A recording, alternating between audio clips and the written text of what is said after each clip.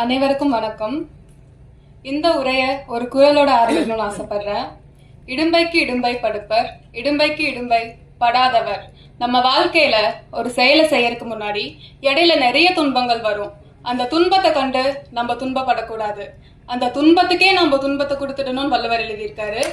எவ்வளவுதான் தடைகள் வந்தாலும் அதை உடைச்சு நம்ம முன்னேறி போயிட்டே இருக்கணும். அப்படி ஒரு முன்னேற்றமா தான் இந்த படத்தை பாக்குறேன்.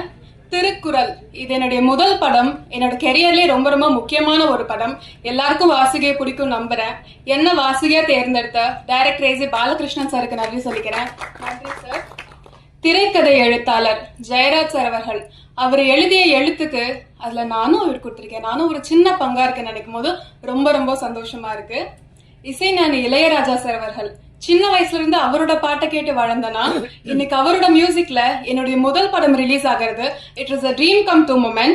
Thank you so much for giving me Mullai Vasam song. It is very close to my heart. Thank you so much for this wonderful opportunity. And cameraman sir பத்தி சொல்லி ஆகணும். என்ன மட்டும் இல்ல, எல்லா ஆர்டிஸ்டுமே ரொம்ப அழகா காமிச்சிருக்காரு.